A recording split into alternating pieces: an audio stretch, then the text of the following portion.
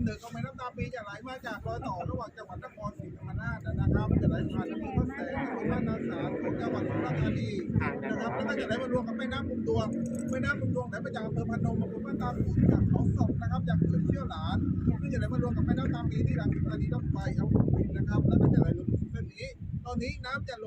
ลไปทางด้านซ้ายมือก็คือออกทะเลที่จะทำประมาณ10 กว่ากิโลนะครับช่วงนี้เป็นช่วงหน้าแล้งจะเป็นรุ่มน้ำหน่อยนะครับสะพานข้างหน้าที่เห็นนะครับที่ว่าสะพานสีตาปีนะครับสะพานข้ามไปฝั่งในมาข้ามไปฝั่งในคลองลาดสายนะครับที่ว่าสะพานสีตาปีนะครับเดี๋ยวเราจะล่องเรือไปผ่านตึกที่เขาเรียกนกนางแอ่นนะครับผ่านท่าเรือดาวไปเกาะส้มคุยกับพระเกาะต่อนะครับแล้วก็ผ่านการสมัครแล้วผ่านหมู่บ้านที่ทำอาชีพประมงหลังจากนั้นเราก็ล่องไปดูค่อยจากด้านใต้ขึ้นมานะครับเพื่อจะทนน้ำเป็นตัวได้ง่ายกว่านะครับจริงๆเรานั่งมาตั้งสี่มาลงไปเรือโดนไปโดนยังไง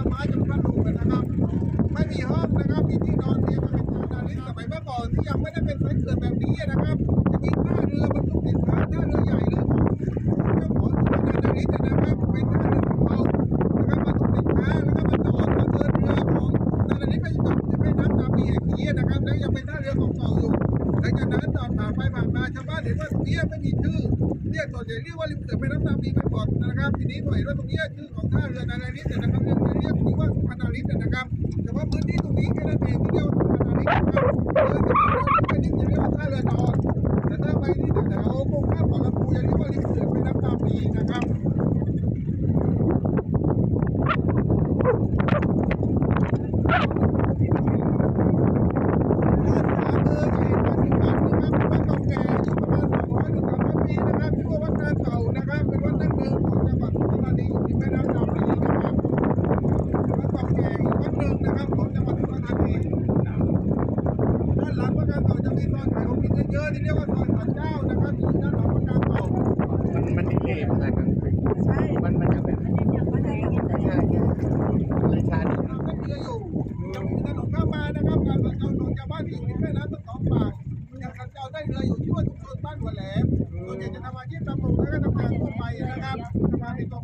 แต่ว่าการเดินทางของชาวบ้านด้านขวามือสัญจรได้เรือทั้งนั้นเลยนะครับมีไฟฟ้าน้ำประมาณใช้ปกติช่วงนั้นนั่นเองจริงๆก็จะท่วมประมาณชั่วโมงหรือว่าชั่วโมงแล้วก็จะลงแห้งปกตินะครับสมัยเมื่อก่อนพื้นที่ตรงนี้ก่อนจะเป็นหมู่บ้านนะครับเป็นโป่ใหญ่เป็นที่พักไม้สูงสมัยเมื่อก่อนมีโรงเลื่อยมีโรงรากไม้ปอกเยอะนะครับแล้วตรงนี้เป็นโป่ใหญ่เลยนะครับแล้วก็รากไม้มาแล้วก็มากองไว้ตรงนี้นะครับเป็นที่พักไม้หลังจากนั้นก็ลากไปโยงไปที่โรงเลื่อยอีกทีหนึ่งนะครับตัวหลงน้ำเข้ามาจากในทะเลแล้วก็เข้ามาตายในพื้นที่อย่างนี้ก็เรียกชื่อคลองนี้ว่าคลองชะนากันนะครับคลองชะนาที่ปากแหลมๆนะครับปากคุ้ม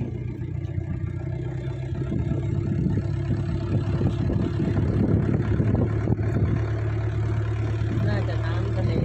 ว่าด้านขวามือนะครับที่ท่านเห็นยังสัญจรได้เรืออยู่นะครับด้านขวามือนะครับยังสัญจรได้เรืออยู่ด้านซ้ายมือนี่เราเข้าได้นะครับแล้วเข้าถึงด้านซ้ายมือก็จะกลับไปเส้นใหญ่เพื่อจะเข้ามาแต่ด้านขวามือนี่ยังสัญจรได้เรืออยู่ในการสร้างบ้านเรือนที่ชาวบ้านที่ท่านเห็นนะครับสัญจรคือขนอุปกรณ์มากับเรือทั้งนั้นเลยนะครับย้ายมากับเรือทั้งนั้นบ้านแหลมใช่ไหมครับยังบ้านนั้นจะถูกกินน้ำเลี้ยงของไส้เดือนของหอยด้วยตัวท่าก่อนจะเป็นตัวดักแด้ช่วงที่เป็นตัวดักแด้ยังไม่กินอะไรจะต้องข้ามเรื่อยๆประมาณ3 ผมจะถ่ายเป็นวิดีโอนะครับช่วงที่ดูตอนนี้จะส่งไปแสงที่เราเห็นนะครับเป็นแสงของโซล่าร์เป็นฐานเรืองแสงลูกเข้าลงมาตอนนี้เขาใช้แสงกับไฟฐานคู่กันตัวสมัย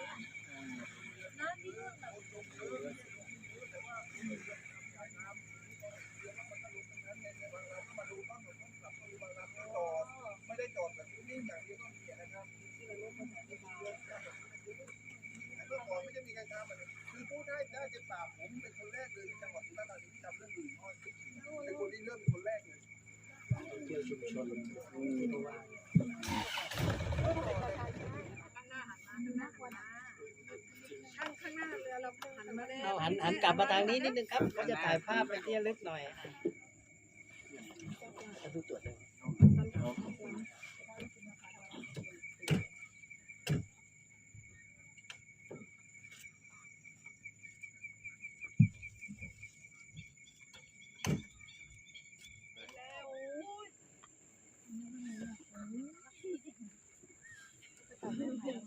สาพิสูจน์ พี่สูจับใจคนโลเป็น เดี๋ยวเราแวะท่านสอนหนึ่งตัว เออ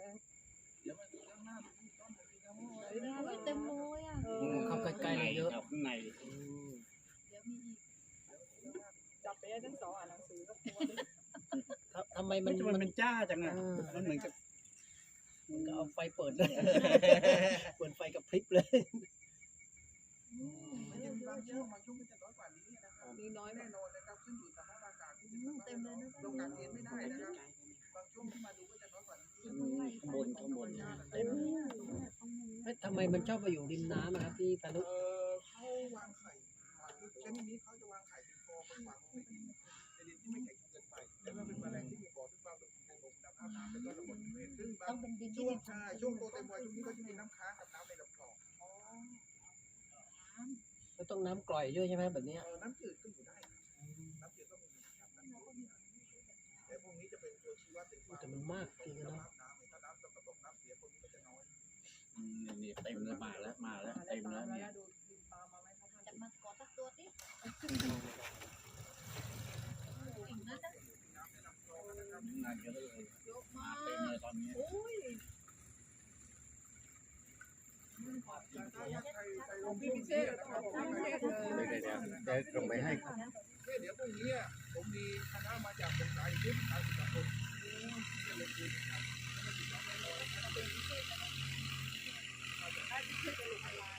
น้ำจะมีสีเขียวแล้วก็จะไม่ลงระบบนี้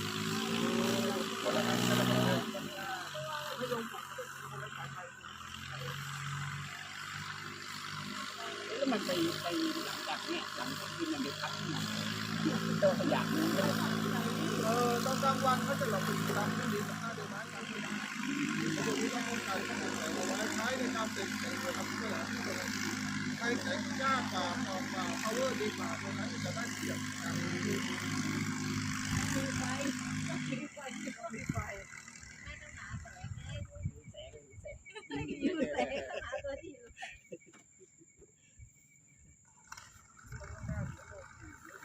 มีเยอะอีกเหรอพี่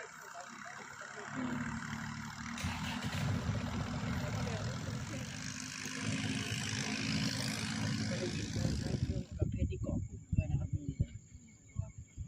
ช่วงจังหวะที่เห็นเขากับพี่ไปเป็นช่วงจังหวะเขาขยับปีกทำให้เกิดเป็นการเรืองแสงที่ก้อนขึ้นมาแต่ที่เขาผลิตด้วยตัวเขาเอง ถ้าตัวไหนออกสีส้มๆสีเหลืองเป็นตัวเพิ่งเต็มวัยขึ้นมาแทนที่ถ้าตัวไหนออกสีเหลืองสีฟ้าเป็นตัวเต็มวัยก็จะหมดอายุซึ่งวงจรชีวิตมีด้วยกัน4ระยะที่1คือระยะวางไข่ระยะที่2เป็นตัวหนอนระยะที่3เป็นตัวดักแด้ระยะที่ตอนนี้คือระยะที่4ตัวเต็มวัยทั้ง4ระยะมีอายุรวมประมาณปีกว่าๆนะครับ ตัวผู้กับพริบจีใช่ไหมครับ ใช่ครับตัวผู้กับตัวเมียครับตัวเมียนานๆไปครับตัวเมียตัวหนึ่งถ้าวางไข่ในเรือนจำนวน1ฟองเวลาฟักออกมาจะมีประมาณ100 หรือ 200 ตัวต่อฟอง โอ้ โอ้มันเห่าเลยนะ ออกไข่มาเหมือนคล้ายๆไข่ตกไข่เขียดนะครับประมาณนั้นมาเลยนะ มันเดียวไปไว้ที่บ้าน พี่ก็ทำไงได้ผมบอกคุณแล้ว ทั้งดาวทั้งหิ่งห้อยเลย โอ้ยสวยมากเลยอ่ะ ทั้งดาวทั้งหิ่งห้อย โอ้สวยมากพี่อ้อยบอกที่ว่าจะเอาไปฝากท่านสอง นั่นแหละพี่จะเอาไปฝากตั้งสอเนี่ยพิสูจน์ชัดๆจะให้เห็นกับตา สับไปก่อนใส่กล้องในตอน 10 ปากว่าไหม่ถ้าตาเห็นไหม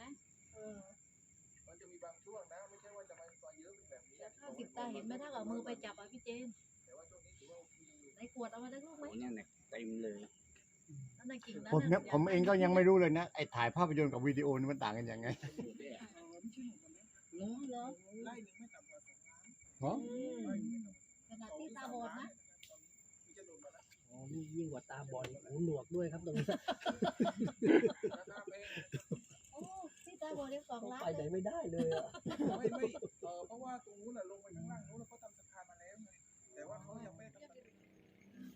ซ้อตามเรามา ไม่เล่น อุ้ยรุ่นนี้เยอะจังพี่เจ๊ถ่ายเลย แต่ที่หลังเขาต้องเอาไปนี่ไป มะพร้าวต้นนู้นก็เกาะ โอ้อุ่นต้นมะพร้าวต้นนู้น ลงน้ำว่าพี่ ดาววันโดพี่ แล้วไฟเข้ามาทางไหนครับพี่พานุนี่ ข้างบนเห็นไหม นั่นน่ะมาจากฝั่งนู้นเลยเหรอครับ ใช่ครับ โอ้ต้นลำพูเหมือนกันเลยนะนี่ก็ต้นลำพูใช่ไหมครับ แล้วพอมันนอนแล้วไม่มีหิ่งห้อยนะตรงนี้ กินหิ่งห้อยหมดแล้ว มันโดน มัน ปัก ข้างบนแล้วหิ่งห้อยอยู่ข้างล่าง มีอย่างใดอย่างหนึ่งเท่านั้นนะ อุ้ย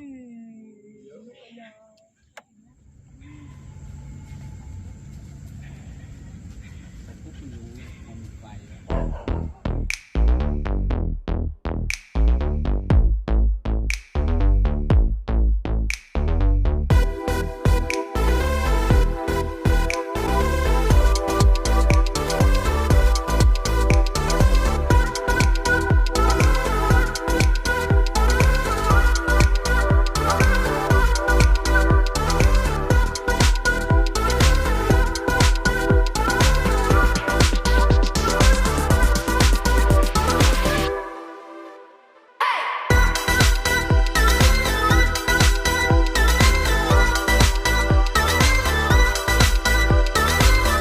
ถ้าใครสนใจจะไปเที่ยวก็ติดต่อได้ที่ ได้ครับติดต่อได้ที่คุณพานุชำนาญเมืองนะครับ เบอร์โทรศัพท์ 0862676695 ครับ นะ ข ครั อบ เบอร์ ค่า ขอเบอร์ซ้ำอีกครั้งครับ 0862676695 ค่าใช้จ่ายเหมาลำ300 บาท ไม่เกิน6คน ถ้าเกินจะ6คนคนละ50 บาทแค่นั้นเองครับ มาได้ทุกฤดูหรือเปล่าครับ ดูได้ทั้งปีครับ ดูได้ทั้งปี ครับ ดูได้ทั้งปีครับ ครับ ขอบคุณครับ ขอบคุณมากครับ